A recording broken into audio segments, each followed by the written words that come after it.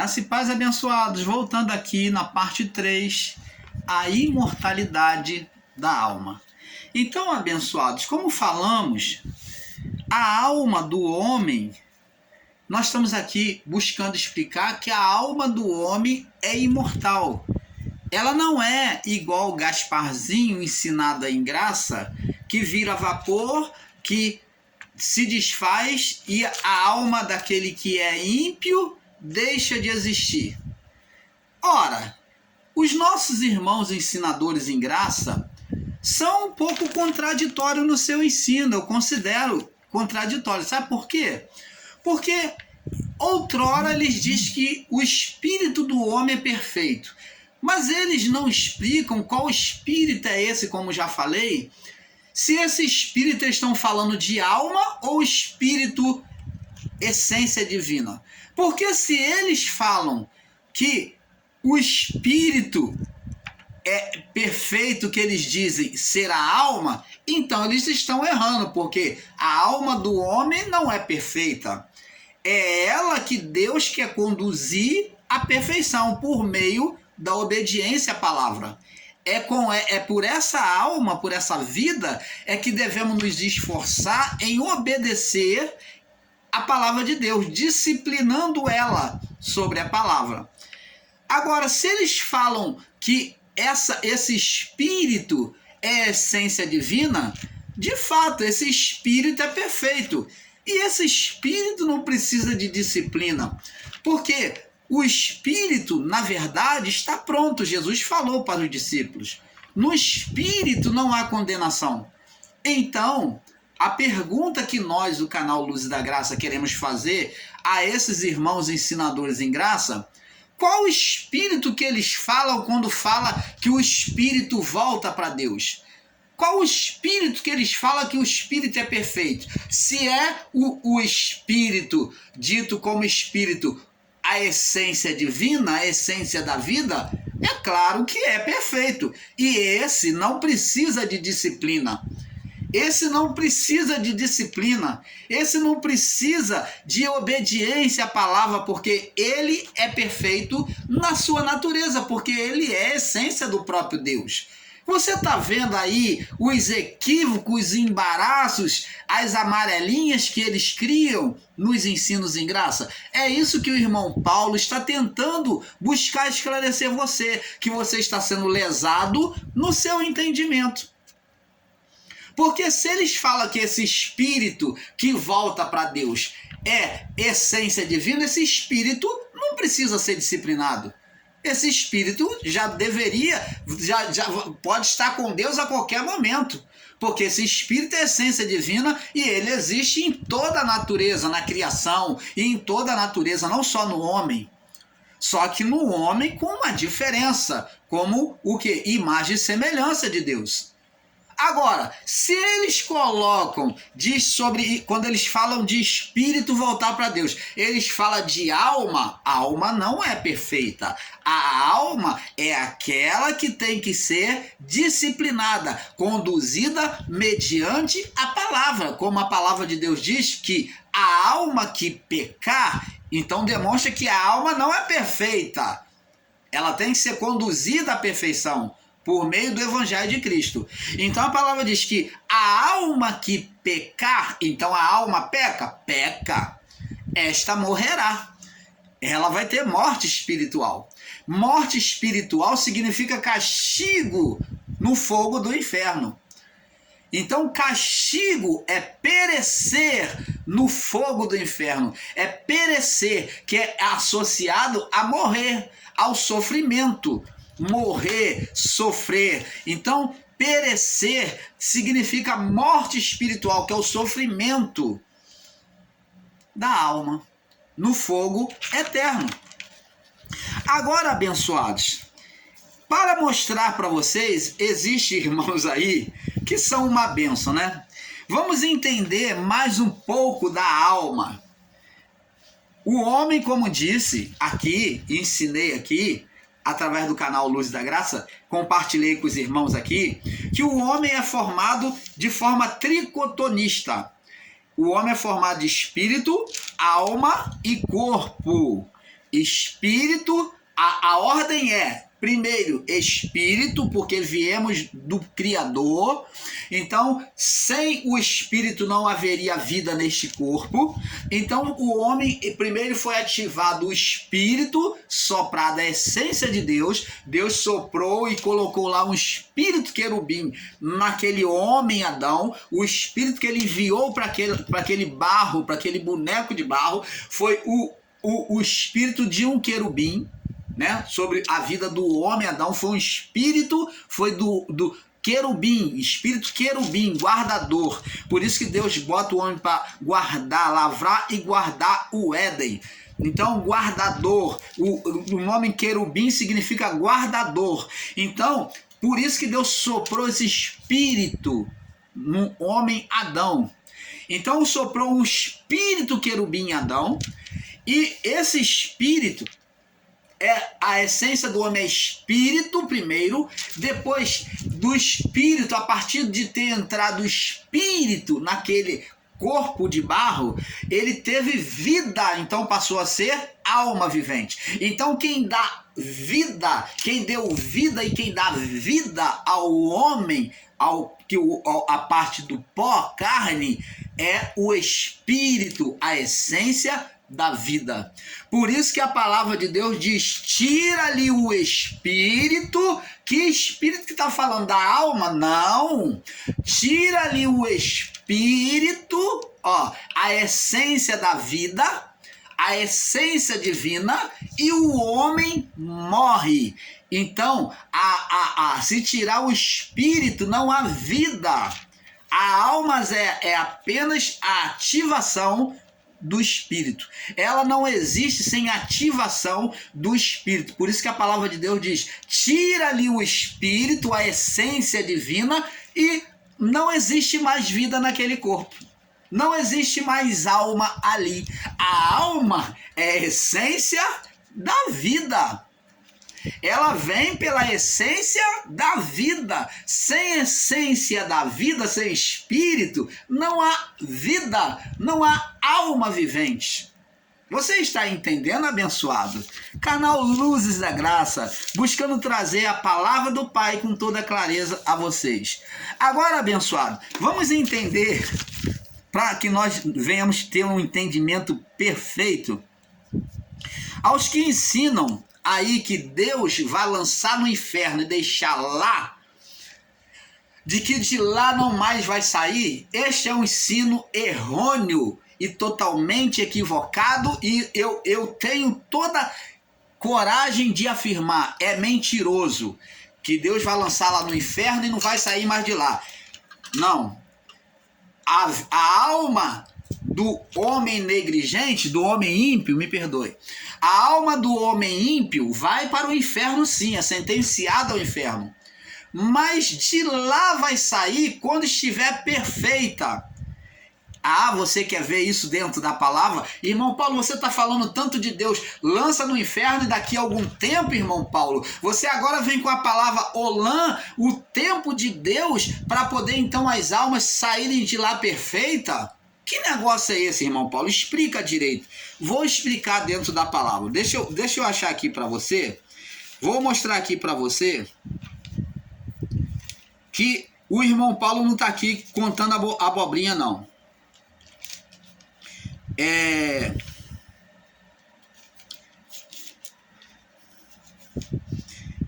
Jesus, ele falou uma certa feita acerca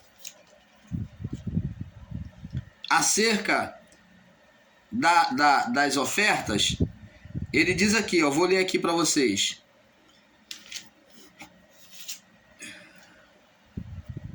Ele diz aqui acerca das ofertas, ó.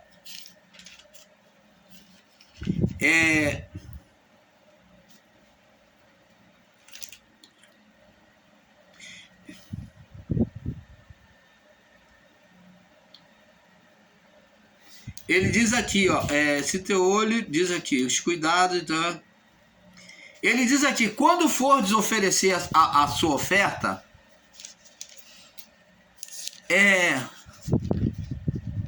se teu próximo tem algo contra ti, deixa ali a tua oferta, né? Reconcilia-te com o teu próximo. Diz aqui, ó, Mateus capítulo 5,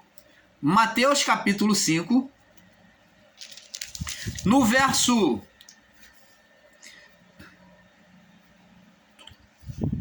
Vamos ler a partir do verso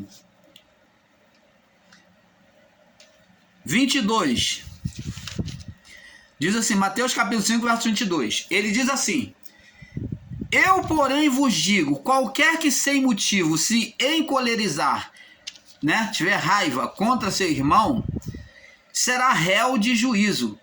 Qualquer que disser a seu irmão, raca, será réu. Ser réu é estar sob estado de acusação, correr o risco de ser sentenciado ao inferno. Então, réu não quer dizer que vai para o inferno, mas já está à porta do julgamento, está como réu, está sendo acusado para ser sentenciado ao inferno. Então, a ira excessiva contra o irmão já dava uma brecha para a pessoa estar sendo colocada como réu do fogo do inferno. E diz assim, qualquer que disser louco será réu do fogo do inferno. Verso 23. Agora observe bem o que Jesus vai dizer. Vamos agora entender. Portanto, se trouxeres a tua oferta ao altar, e ali te lembrares que teu irmão tem alguma coisa contra ti, então se existe uma pendenga entre você e seu irmão, ele tem algo que te acuse, né? Você tem uma rixa contra ele, ele tem algo que te condene. Deixa, verso 24, deixa ali diante do altar a tua oferta. E não oferece a tua oferta, não. Deixa diante do altar a tua oferta ali. O que tem que fazer antes de oferecer a oferta? Antes de querer agradar e se aproximar de Deus. O que tem que fazer para depois então se aproximar de Deus? O que tem que fazer? Reconcilia-te primeiro com teu irmão. Então você tem que tirar o obstáculo que vai te acusar diante de Deus. Reconcilia-te primeiro com teu irmão, depois vem e apresenta a tua oferta. Então tira o obstáculo, a acusação, a condenação que teu irmão tem contra ti. Vai lá, faz paz com ele. Diz aqui verso 25, olha só o que diz: concilia-te depressa, fala de um tempo, com o teu adversário. Agora no lugar do irmão entrou a palavra adversário. Por quê? Porque a palavra adversário é o mesmo que acusador, opositor. Então, pela vida do seu semelhante, do seu próximo, quando ele tem uma acusação contra você, o ser espiritual Satanás usa ele com legalidade para te acusar diante de Deus. Se você tem algo contra seu irmão, o seu adversário espiritual vai ter legalidade para te acusar diante de Deus. Por isso que agora foi trocado a palavra de irmão ou próximo para adversário, porque agora entra o estado espiritual de acusação por causa do quê? Da dívida com o próximo, com o irmão. Então, concilia-te depressa com o teu adversário, se livra da acusação espiritual, reconcilia-te com o teu irmão para que o diabo não te acuse, enquanto estás com ele a caminho, fala de um tempo, da caminhada de se aproximar do altar, de chegar diante de Deus, enquanto está com ele a caminho, para que não aconteça que o adversário, está com ele quem? O irmão ao caminho. Para que, você vê aqui dois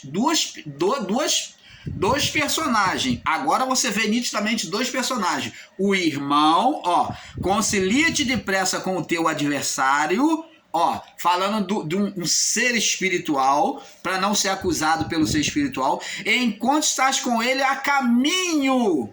Com quem a caminho? Com o teu próximo. Para que aconteça que o adversário não te entregue ao juiz. Para que o adversário espiritual não te entregue ao juiz. Quem é esse juiz? É Deus, pela pessoa do Filho, do Cristo, ele que julgaria tudo. Então, preste atenção, aqui ele pela legalidade, o adversário, o ser espiritual Satanás, acusa os demônios, acusa as pessoas, mediante a palavra, né? É pela legalidade que ele encontra de acusação. E o juiz, te entregue ao juiz, agora está falando de juízo, já chegou no juiz. É o que acontece na lei humana. E o juiz te entregue ao oficial de justiça. Quem são essa representação do oficial de justiça? Os anjos. É assim mesmo que acontece. As nossas almas, quando parte dessa vida, os anjos são endereçados em levá-las para Deus. Eles são endereçados em levá-las para Deus. Lembra lá de Moisés quando morreu? Os anjos vieram, anjos para levar o corpo de Moisés. E Satanás queria o corpo de Moisés e veio fazer acusação contra Moisés. Porque Satanás queria que o corpo de Moisés ficasse ali para levar o povo à idolatria.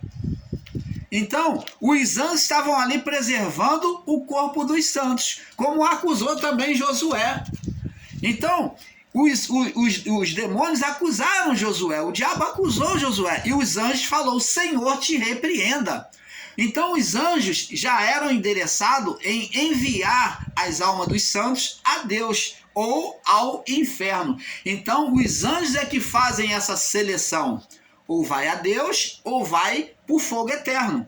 Então, esses são os oficiais de justiça, da justiça divina, são endereçados. Nós vemos aí que o anjo Miguel defende defende Moisés quando o Satanás quer pegar o corpo de Moisés e ele vem fazer acusação a Moisés e o anjo vem falar, o Senhor te repreenda. Então, eles agem como oficial de justiça. E te entregue ao juiz, te acuse diante do juiz, e o juiz te entregue ao oficial, aos anjos, deu a eles a autoridade. E te lancem na prisão. Quem é que leva para o inferno? Os anjos. Eles receberam essa autoridade. E quem é que leva para o céu? Os anjos. Então diz aqui, agora vem a palavra-chave, observe bem. Em verdade te digo, ele está usando a palavra em verdade para afirmar que ele tem absoluta certeza do que está afirmando. Jesus vai falar, em verdade te digo que de maneira nenhuma sairás dali da onde? Daquele estado de condenação, inferno. Em verdade te digo que de maneira nenhuma sairás dali. Opa! Então quer dizer que a pessoa que é lançada no inferno, a alma que é lançada no inferno, ela pode sair do inferno? Ela pode sair do inferno? Aqui está dizendo que pode. Está dizendo, em verdade te digo que de maneira nenhuma sairás dali enquanto não pagares o último centavo. O que significa pagar esse último centavo? É estar em estado perfeito para Deus. É ser queimado toda a palha, toda a eira, toda a impureza. E enquanto não tiver perfeita, pagar o último centavo da condenação, não sairás dali. É o mesmo que acontece em relação à justiça humana, que o cidadão ele fica preso mediante ao delito que ele comete e ele só sai a partir do cumprimento da pena. E o que acontece no mundo espiritual? Da mesma forma.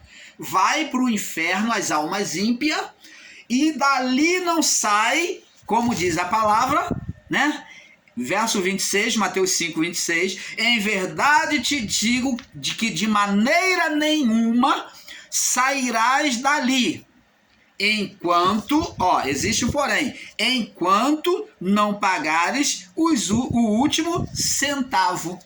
Então, este ensino de que vai para o inferno e Deus esquece lá e acabou, é um ensino errôneo. Esse ensino de que a alma ímpia vai deixar de existir é o ensino errôneo.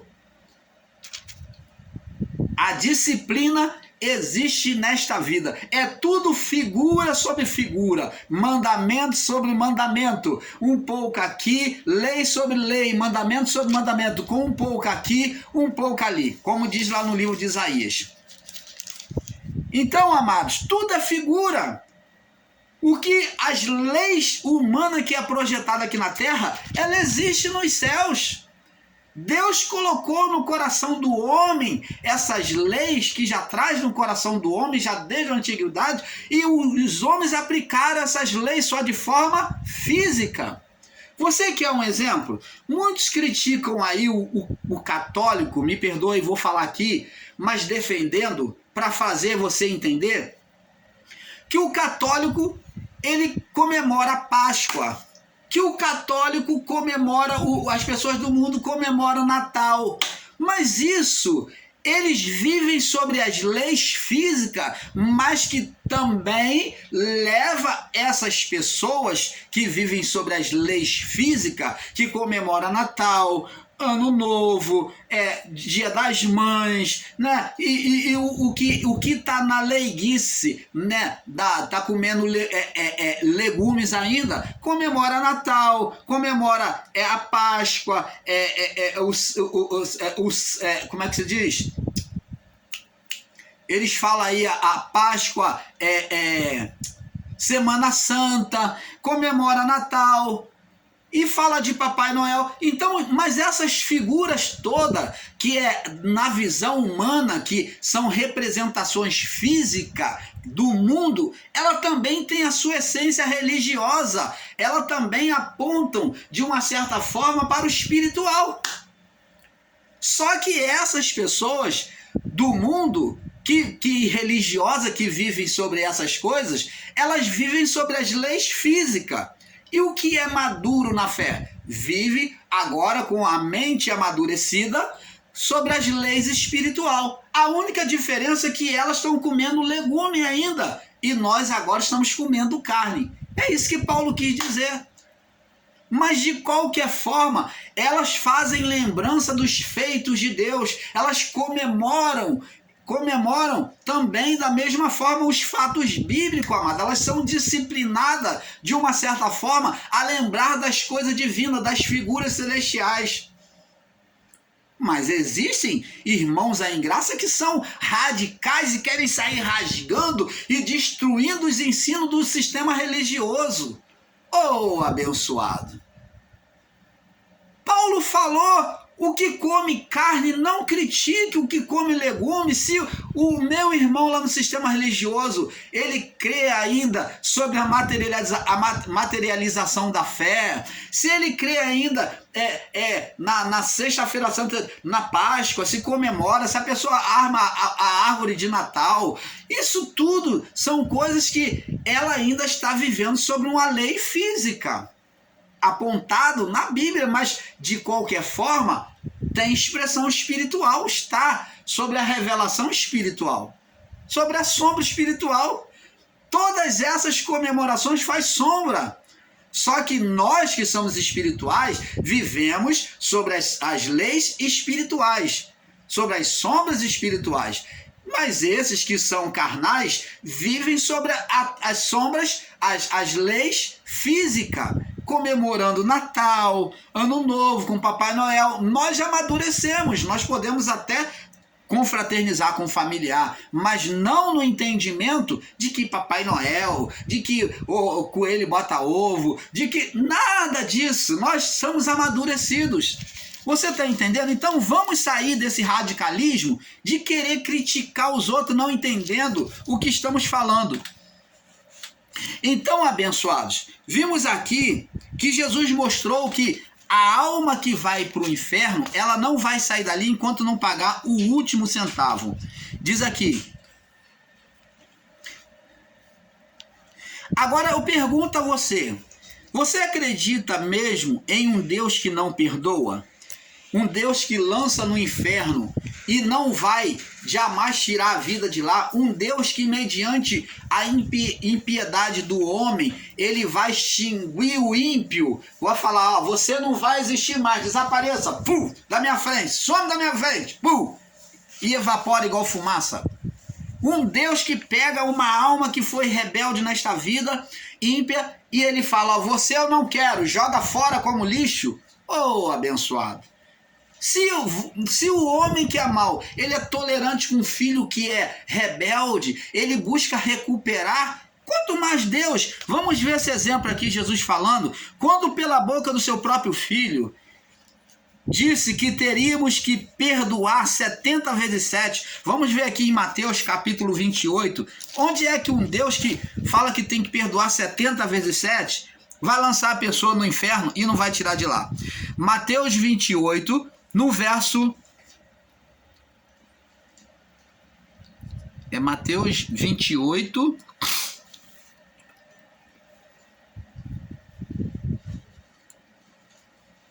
Eu acredito que a referência está marcada errado. Então, é perguntado a Jesus, os discípulos perguntam, mestre, quantas vezes eu tenho que perdoar os meus irmãos? A referência aqui eu marquei errado, você me perdoe, tá? Depois eu coloco aí embaixo para você a referência, no comentário. Então, é perguntado pelos discípulos, mestre, quantas vezes eu tenho que perdoar os meus irmãos?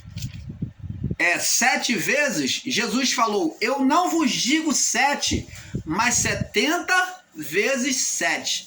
Então, ele usa o termo 70 vezes 7, mostrando que o perdão era incondicional, um perdão que não podia se contar, que é um perdão sem limite. E como é que Deus, que é o Criador, que diz que nos ama, que João diz, está escrito lá em João 3,16, que Deus amou o mundo de tal maneira incomparável, ele vai lançá-la no inferno para ficar lá toda a vida e não vai se lembrar mais da pessoa.